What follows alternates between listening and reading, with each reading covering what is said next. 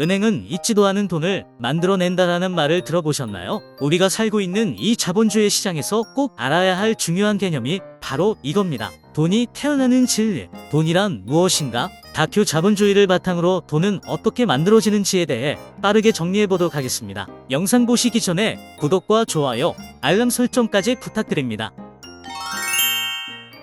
요즘 물가가 엄청 올라서 힘들다는 사람들 얘기가 심심치 않게 들려오고 있는 시기입니다. 근데 도대체 물가는 왜 자꾸 오르는 건지 진지하게 생각해 보신 적 있으신가요? 그 이유는 바로 돈의 양이 많아졌기 때문입니다.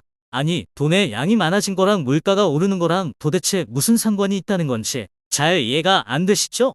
아주 쉽게 예를 들어보겠습니다. 허니버터칩이 처음 나왔을 때를 기억하시나요? 처음에 허니버터칩이 나왔을 때 사람들의 입소문을 타고 엄청난 인기를 누리며 판매됐죠. 선풍적인 인기로 인해 허니버터칩의 공급량이 수요보다 턱없이 부족했을 때는 허니버터칩의 가치가 엄청나게 올라가서 정상 가격보다 웃돈을 주고 팔리기도 했었죠. 그러다 허니버터칩의 생산량이 늘어나고 시장에 많은 물량의 허니버터칩이 나오게 되면서부터 허니버터칩의 가치는 자연스럽게 내려가 원래 가격을 찾아가거나 수요가 줄어들었던 때에는 1+1와 같은 할인 행사를 하는 곳도 늘어나기도 했습니다. 이와 비슷한 경우처럼 물가가 오르는 건 어떤 특정한 물건의 가격이 오른다기보다는 시장에 돈의 양이 많아지면서 그 돈의 가치가 하락했기 때문입니다.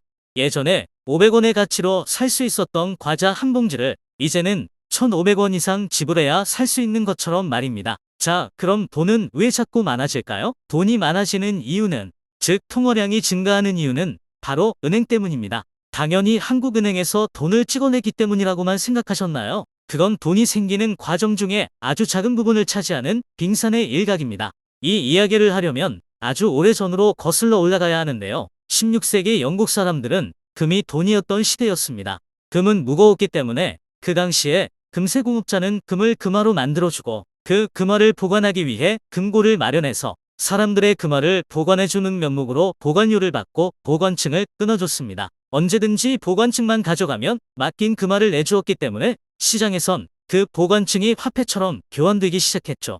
그러다 금세공업자는 자신의 금고에 금이 얼마나 있는지 자신밖에 모른다는 사실을 깨닫고 고객의 금화를 돈이 필요한 사람들에게 빌려주고 이자를 받기 시작했습니다. 이 사실을 알게 된 몇몇 사람들이 와서 항의하자 당신들의 금화로 번 이자를 나눠주기로 했고 사람들도 가만히 앉아서 돈을 벌 수 있겠다고 생각해서 승낙하게 됩니다. 이 사실은 금세 널리 퍼져나갔고 화가 난 모든 고객들이 동시에 자신의 금화를 찾아가겠다고 금세공업자를 찾아가 금화를 내놓으라고 항의했고 그로 인해 금세공업자는 파산하게 됩니다. 이것이 바로 시중은행들이 가장 무서워한다는 뱅크런이 일어난 겁니다. 이 이야기를 들은 영국의 왕실은 그 당시에 잦은 전쟁으로 인해 많은 금이 필요했기 때문에 금세공업자를 찾아가 고객들의 금화로 이자를 받는 일을 맡긴 금액의 10%만 남기면 나머지 금액은 다시 빌려줄 수 있게 허락해주게 됩니다. 이것이 바로 지급준비율이고 이렇게 돈을 빌려주면 빌려줄수록 계속 돈이 불어나는 것이 예금창조입니다. 그러니까 결국 돈이 계속 늘어날 수밖에 없는 이유는 은행과 정부의 약속 때문인 겁니다.